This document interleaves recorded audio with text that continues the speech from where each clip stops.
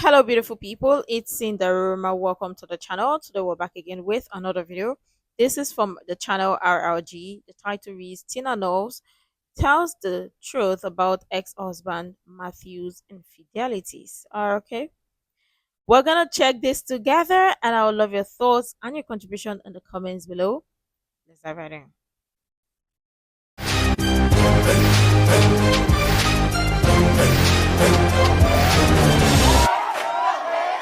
Tina Knowles is finally opening up about her marriage to Mathew Knowles. After years of staying silent, she admits in her new memoir that she allowed Mathew to dog her out for decades. Ooh, child, let's talk about Tina Knowles and Mathew Knowles, because this story right here, it's a whole soap opera with a Beyonce soundtrack in the background. So boom, they tied the knot in 1980, but according to Miss Tina, the marriage was giving toxic before toxic was even a buzzword. She said from day one things were rocky, and within the first year, Mathew was already out here acting like his vows came with the side of do what I want. Still, Tina stayed. She was holding it down, thinking their love could weather the storm. She said it was us against the world. And then Beyonce was born in 1981, a literal star sent to this planet. You hear me? But the drama was just getting started. Fast forward to her pregnancy with Solange, and Tina said things really hit the fan. The marriage was emotionally draining, a roller coaster of joy and heartbreak. One minute they were happy, the next she was dealing with Mathew's mess. The pattern, he'd step out, she'd be ready to dip, then here he come with the waterworks and a half-decent apology. But baby, in 2009, the streets and the blogs delivered the tea before Mathew did. She found out through the press that her husband had fathered a child outside the marriage. This is what we keep saying. Like sometimes, some of these public figure celebrities, whatever, normalize some type of behavior. Like they may not know they are normalizing it, but we as regular people, when we look at this relationship or whatever it is, people look at it and see it to be normal in cases or when in real sense it is not. And obviously, lots of people love it toxic or love it messy. And not to throw shades at anybody, but the truth is sometimes some people don't know they are in a toxic relationship until they're out of it. But sometimes the signs may be there. It's just because some people love what is familiar or love to stay in a familiar place. So to them, it is hard to leave. But wait, what? You've got two kids for the man and is still finding somebody outside. Eh?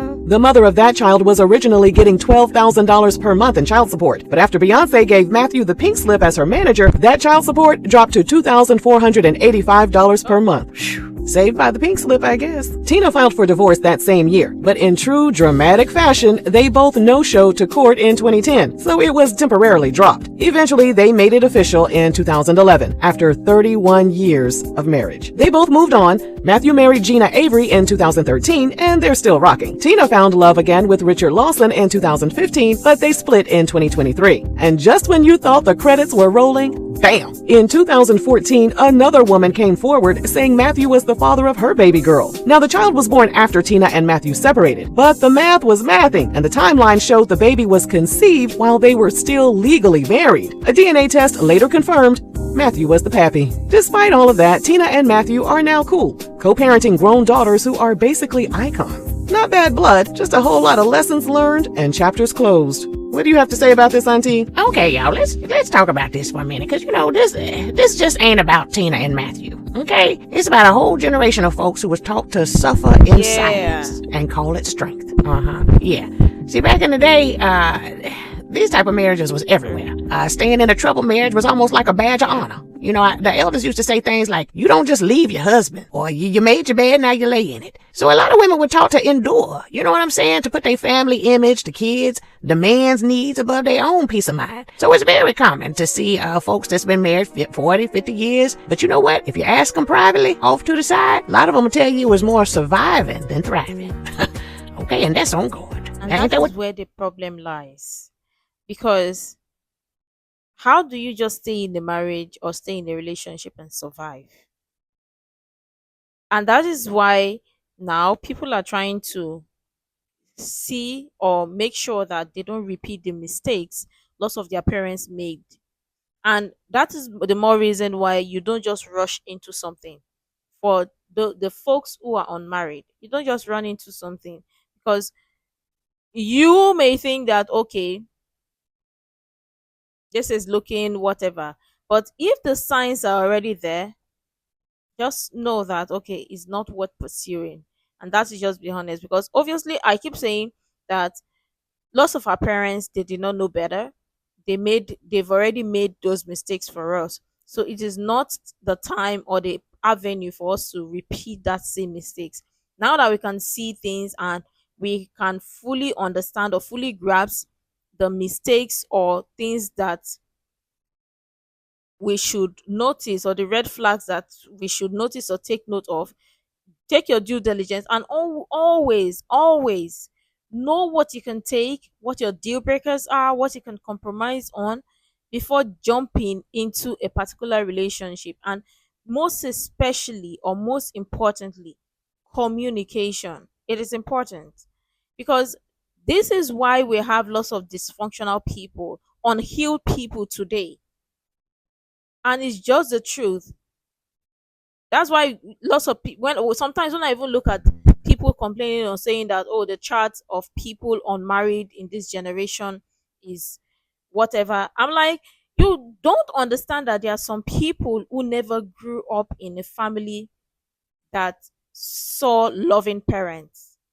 Some people did, some people didn't, and some people who did, somewhere down the road they fell off, they met toxic that they recognized or they thought was love. It just a cycle, or some for some people it's just a continuous cycle. That's why you have to watch out and be careful. Don't just jump onto what others are saying. Oh, it's time to get married, or you're getting older, rush to go get married, or you're seeing the blues, the butterfly, rush go get married. It doesn't make any sense. And obviously there are some people who still have beautiful relationship, beautiful marriage and the likes and all.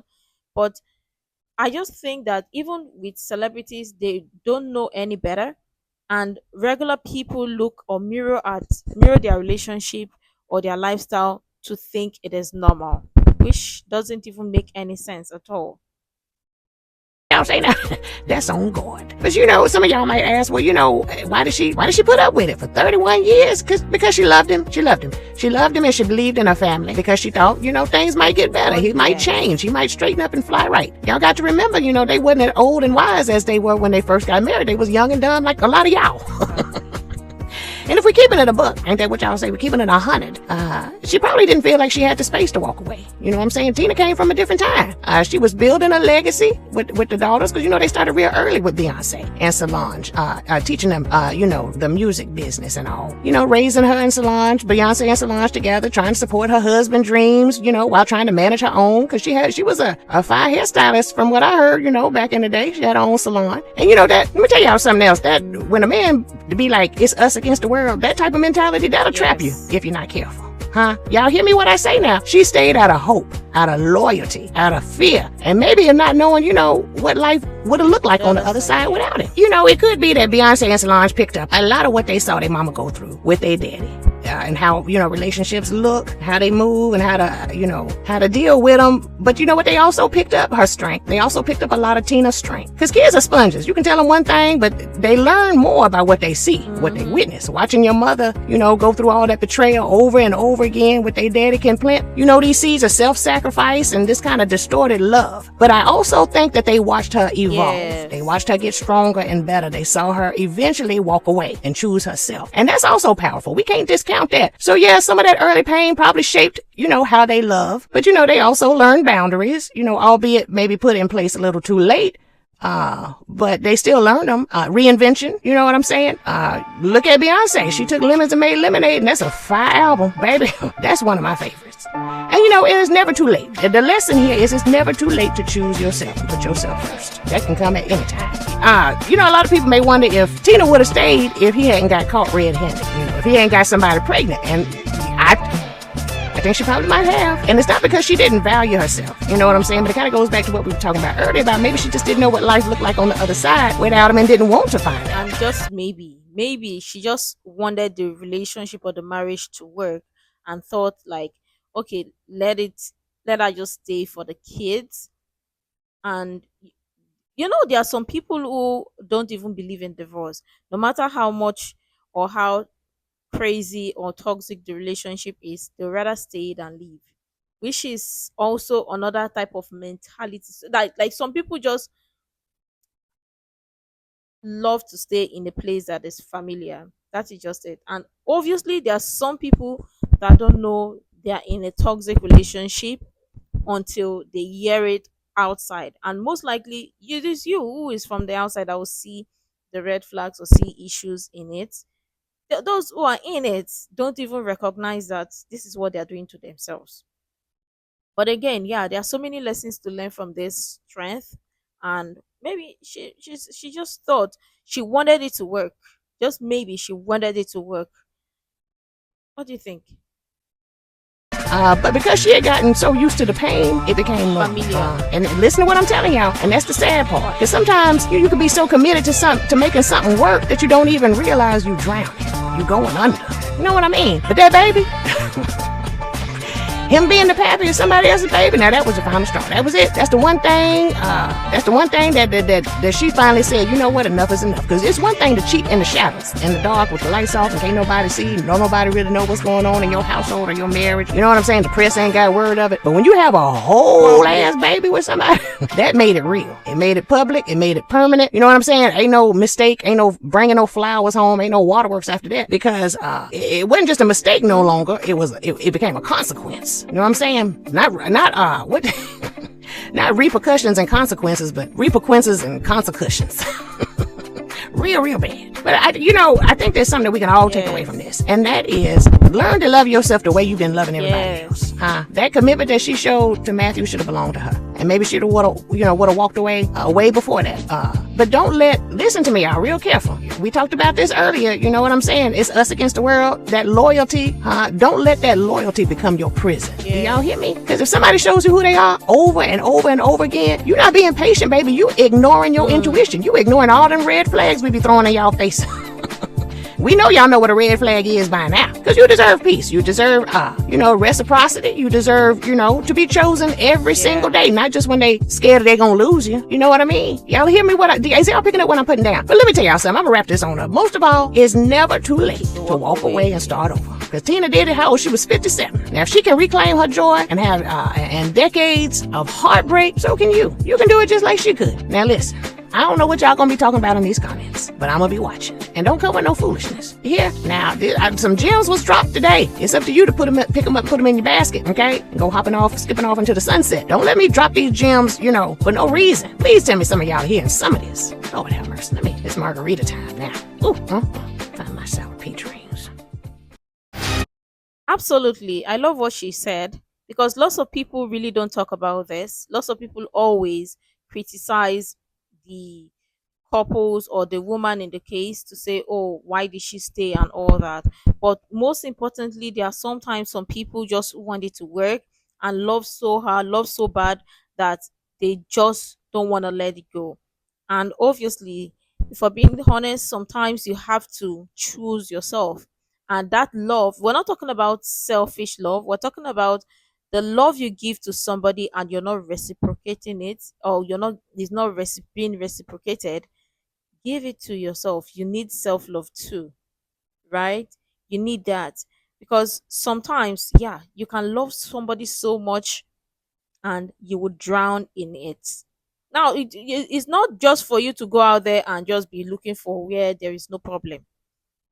You will take note of, once you start noticing some signs that aren't familiar. Number one, communication.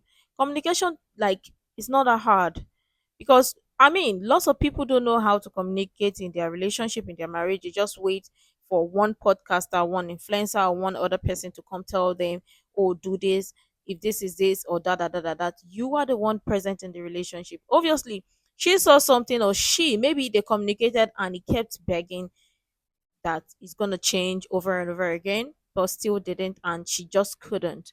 Because it gets to a breaking point, or it gets to a point where somebody will just say, one party will say, okay, nah, I'm done. And that was her breaking point. And I respect her for that because it's not even easy to walk away from something familiar. Because people always think like they know better or try to act like they know better until they are the one in the situation. So obviously, I just say that I love the grace and the hope that she so much believed in or had in this her relationship. Because you know, it's 31 years in a marriage for somebody that's over and over again proves or tell you the same thing. That's like, but yeah, the key takeaway here is learn to love yourself, and also learn to communicate with with your partner. And if you see something that is unfamiliar, not recognizable, if you're starting to lose yourself in the relationship, then it's time to start giving yourself the love you deserve, and communicate, most importantly, communicate with your partner.